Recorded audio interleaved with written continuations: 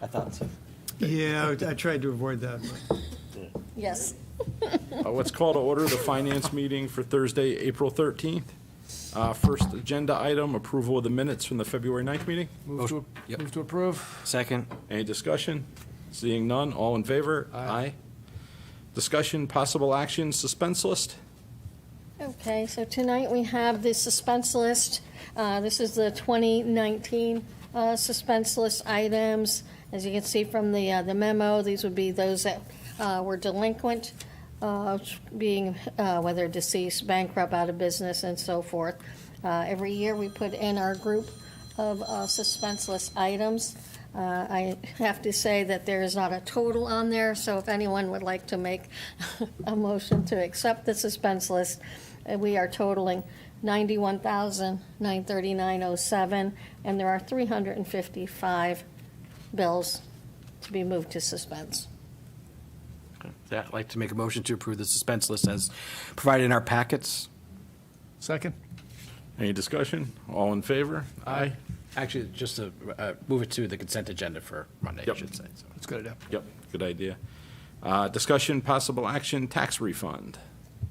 Okay, we have any tax refunds over $10,000 have to come for approval. We have one overpayment, $10,728, and that's from 1160 Elm Street. So we're requesting the approval for the overpayment refund for 1160 Elm Street. Okay. I'll make a motion to approve the tax refund in the amount of $10,728.09 to CoreLogic Refunds Department and put that on our Monday consent agenda. Second the motion. Any discussion? Seeing none, all in favor? Aye. Let me flip back to the agenda. Update on tax sale. Okay, so on our tax sale, as you see, we started off with 26 delinquent accounts totaling over $300,000. And at this point, we have 7 remaining outstanding unpaid.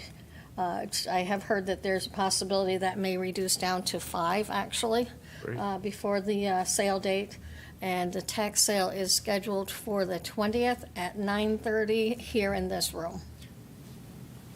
that would be $185,000, That's correct. not $185.12. 12.8. Oh, I think we need a comma in there. We're hoping for 185, not $185. Oh, we cut it down quite a bit, so that's nice to see. It is. Right. Any questions on the tax sale? Nope. All right. Update on the new digital budget format. Okay, what I have tonight, because we're doing a digital format, and I've had questions from people on how to access this, so I won't do a budget presentation. We don't talk any information, any numbers. I just wanted to show what it looks like and how you can maneuver it on a high level. So anyone out in the public that's interested, if you go to the rockyhillct.gov page, we have a news flash that will bring you there. It says the proposed budget. And I'm going to click on there. And it gives you that's it. A link to this called a ClearGov book. This is our online budget book.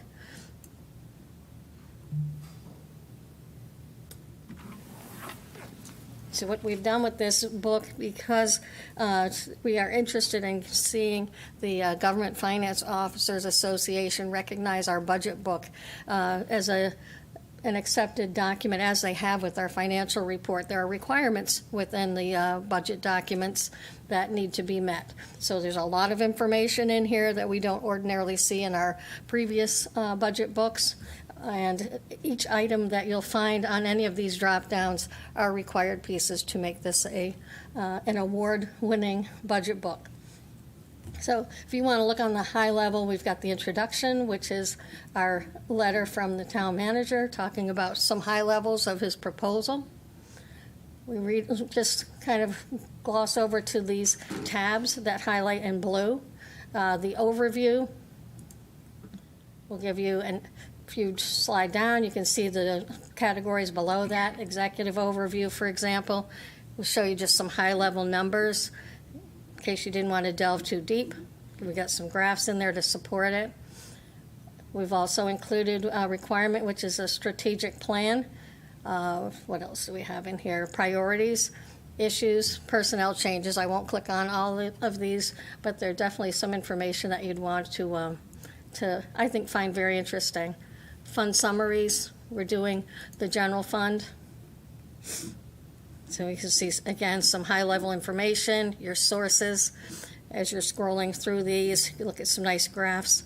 These items here that say spreadsheet breakdown, if you see it kind of looking like that, be curious, and please click on it because it'll give you all of this information. So you may occasionally see them hidden. It's the little caret to the side that'll make it open to see. We've also included, I'm having trouble with my mouse, special revenues, which we haven't put in the budget. This year, we're doing it on a high level. It'll show you some of the special revenue accounts that we have. And you can see some of these, the dog fund, special rec programs, ARPA, and so forth. Again, if you're interested in more detail, look at the breakdown and scroll down, it'll give you a little more information. Funding sources. I'm going to jump over to departments. So you can see our departments are rolled up into groups. So it looks like we have general government first. When we just start doing these budget reviews, we'll probably go as much as we can in the order of these departments. I can't lose my mouse. So if you see these little indented carets to the side, general government, we click on there, and you'll see all of the department budgets that are within general government. Pick a department. I'll pick on finance tonight. Each page will show you a little narrative, what the goals are for the department. Scroll down here. So you don't have to dig too deeply. You can just look at the major changes. In this case, I'm not saying what it is because we're not doing detail. But you can also see the expenses. And scrolling down, again, look at this breakdown, see if it's open, and it'll show you each account in the comparisons. So we should be able to follow along. We'll try to keep this open during the budget review process. So I think that's the gist of it. Capital improvements, let me point that one before I go to something else. Capital improvements, one-year plan. This is a new segment that I think you'll see it improve in the years to come. But at this point, if we can just look at the total, of course, we don't have $7.2 million in capital improvement. The important piece is to look at here on what is general fund, the different funding sources, and then the items below. So we'll be doing more work on that in the future. But to get just the whole module in place and look at the high level of what's funded is our capital improvement for this year. So that's why I just wanted to give an idea of what the online budget book looks like, how easy it is to use, and the wealth of information that's there for everyone. Looks great. Any questions for Mona? All right, thank you, Mona. You're very welcome. We'll keep moving on to the special revenue funds. Okay, so on special revenues, I'm highlighting what we have discussed in the past. We still have our asset forfeiture large balance in there. There are some plans to be expending that in the next couple of months. We also have human services, been working with Melissa on plans of what she would like to do with those funds. She's trying to do more outreach in transport and storage. Again, we've got the large ARPA line in there, which includes that 2.8 that'll get transferred for next budget year into the general fund. And our fire calls at this time of this report was 48,000. They've also received an additional 10 to 15,000 already through April. I think those are the highlights for special revenues, unless you had questions. Any questions on these? None here, thank you. Jeff? Nope. I have just one on Mona. The fire department calls. Yes. Do we know if that's been funded as part of the state budget? Like, will we actually collect those funds? I have not heard that it's not, so I suppose Okay. that's Yeah, that's under, yeah. right. Hopefully, if the decision is that they wouldn't fund it, that would be aware of that, but at this point, it's still in. All right. That's the only one I was Okay. a little leery on in I know. that piece. So is just piggybacking on that, so is the 48,000 that's showing here, is that money we received or is that a receivable from the state? Received, actually cash in. Oh, that is Yeah. received. Yes. Okay. I think the issue was for next year's budget, right? Well, I wasn't sure if this was, Okay. I did want to follow up, because I think we had that question at a previous meeting. I forgot we were canceled last time, on that odd dollar amount, because they are doing them in $500 reimbursements.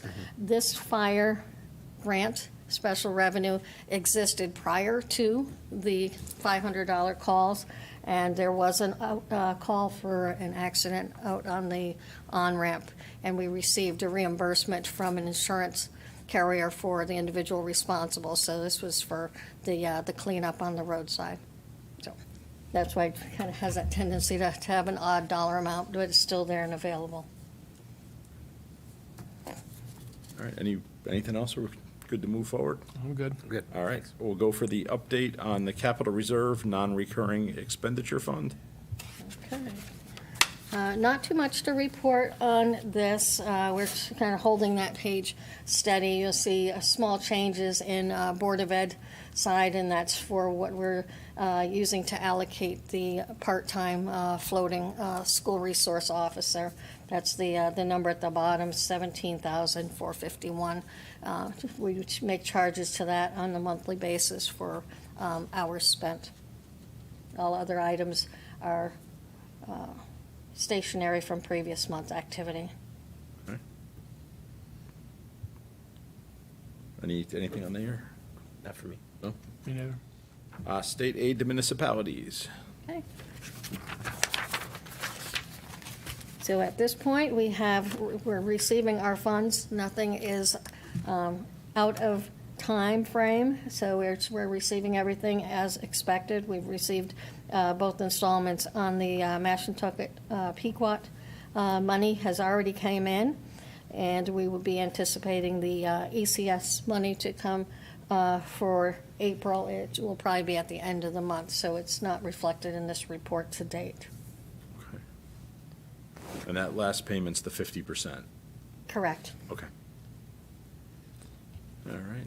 Not seeing any questions on there, so, update legal bills. So we haven't had this report for a year, but having the request to prepare something and do an overview. Not sure if it's the format that we've had in the past, but we're trying to just identify high level, according to invoicing, of general legal fees. Then indented would be the provider of the service. Next category, Labor Council, and then followed by tax appeals. So without reading each one individually, I'm not sure if you had an opportunity to take a look at that, or had any questions on any specific lines.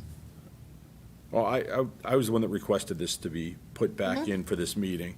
And the reason I asked for this is I was unaware that the town had filed suit on the Century Hills property and wanted to see what we had spent in legal fees to date on that, because that never came to, that I'm aware of, to the council that we actually had filed an action.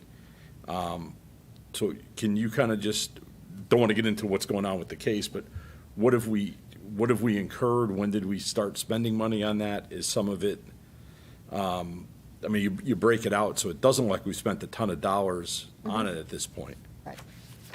Do that right. Yeah, some of these overlap, so in Howland and Sage, you see Century Hills.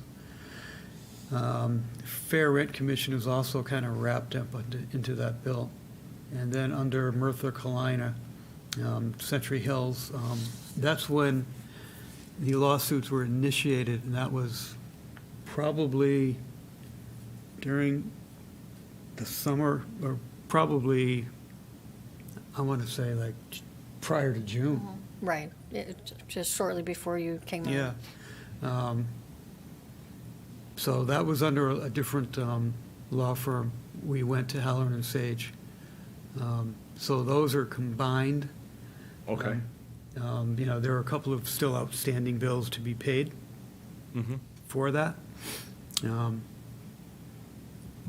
So I'm not really sure how it got, how we decided to sue them. I wasn't, Right.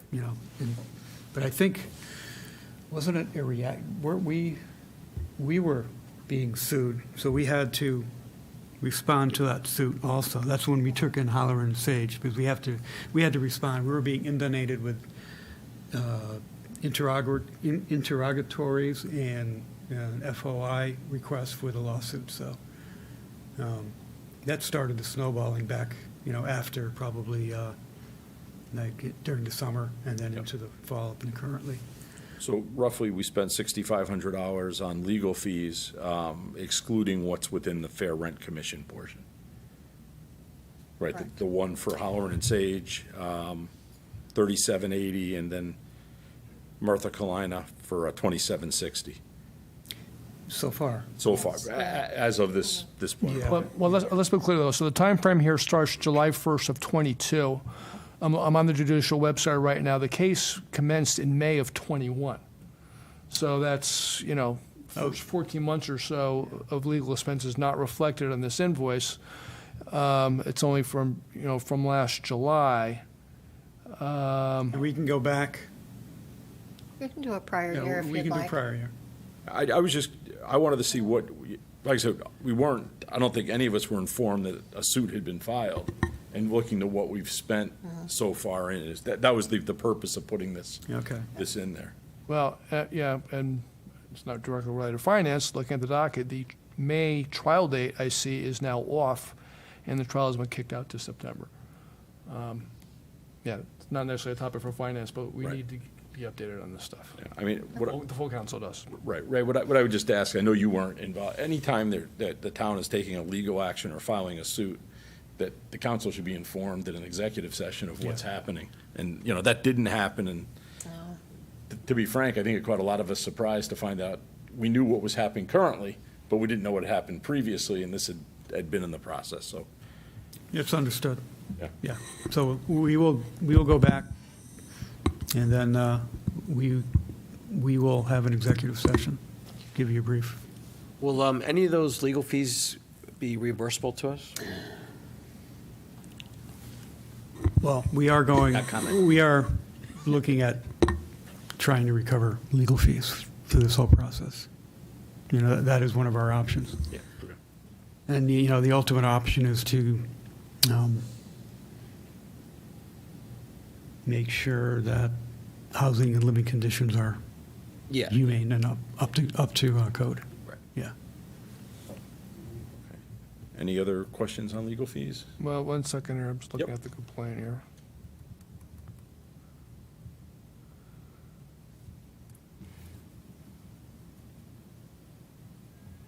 All right, I mean, it includes a demand for attorney's fees, but I don't know if there's a legal basis for it. Okay, All right. nothing else. Okay, thanks, Bill. Let's see, we're up to 10, monthly financial report pre-audit. So we have our packet for the month of March. I have my highlights in here, and as you can see, our tax revenues have met the three-year benchmark.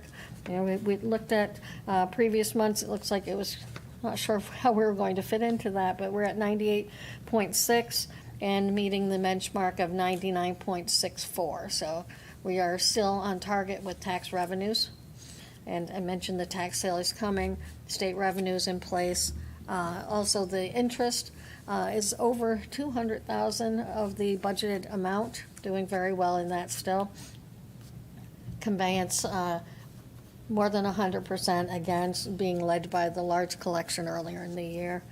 All other categories, building permits and refunds, recoveries, et cetera, doing very well. On the expenditure side, we are at the percentage that we should be at this time around the end of March, about 75%. Some items that I did list that you'll see as you start looking through, we get closer to the end of the year, some line items will be over. Any department who overspends a line item is expected to be able to cover that within their budget page. So we had a couple in there, actually auditing services, had to add in a new service for a new GASB on tracking leases and subscriptions. There's a coding situation in IT. Let's see, any other interesting things to highlight?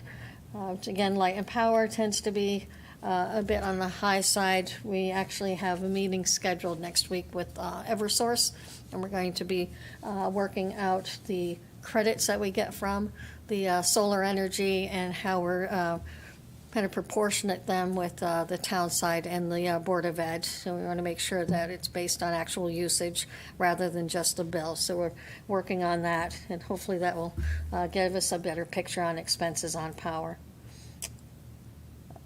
I'll point out we had an overage in salt that is actually going to be allocated to the Town Aid Road Grant. Can you talk a little bit about that? Because Sure. obviously it was a mild winter, so do we buy salt ahead of time, or do we contract for it, or like, how does that all work? Yes to all of those. It was a rather mild winter. They actually did use quite a bit on these rainy, sleety ices. It still requires them to come out. So we had probably more calls than you would expect on a non-snowy winter. They do stock the salt shed up before the end of the year. And they do have the price locked in, that they go with the CROG bid, whoever the vendor is. Gotcha. Great, thanks. So if you have leftover salt at the end of the season, we're able to use that the following year. Absolutely. So Yes. I got to put my government accounting hat on. So we don't create an inventory account, we expense it when purchased. Correct, on the salt. Okay, and what is, I mean, not to ask, I don't want to get too deep into this, but what is the value of the salt we have on hand? I mean, are we talking, I don't know what our budget Yeah. was off the top of my head last year. Yeah, I would say the last delivery they had, which I think, I'm not sure what percentage he's at, I think he's at about 40% full, and that was about 22,000. Okay, Yeah, so it's budgeted at 65. so we're not talking real big dollars. No, we're not. Okay. Health insurance, again, looking at the claims, it's tending us to run a bit high, maybe over budget, but we do fortunately have a stop loss in there, so I don't think it's anything that will be out of control that we can't deal with for year end for closing out. And of course, we looked at the detail on the legal fees, tax appeals is definitely over budget. I believe those would be the highlights, and again, I'm open for questions if you have anything. What are the, I'm sorry, the tax appeals, because it's not a revow year, so what's the basis? Is there a general theme among them, or? At this point, it's a couple of larger ones that are becoming I think if we flip back to that, you had Walmart and, Kohl's and 1160 Elm Street. Okay. Those were large ones, yeah. And are those all still pending? I believe Walmart and 1160 have settled. Kohl's is still outstanding. Yeah, Kohl's is the that the Mannequins? the mannequin. Mannequins, yep. Yeah. It's gonna be like a legendary case. Tax assessment for dummies. Well, that's probably their test case for the whole country, that Yeah, It they'll is. defend. And Yeah, It is. and if we win it, I guess it's a landmark win for, like you said, the whole country. But weren't they trying to resolve that issue legislatively? I don't know, I don't recall. Okay. I thought the question was, I mean, the tax on business equipment, on the taxing of the mannequins, and I don't know what the exact issue was, but it's the sort of thing, though, I thought there was kind of an ambiguity in the state law, and the legislature was working on trying to clarify it, so, which would make these lawsuits, you know.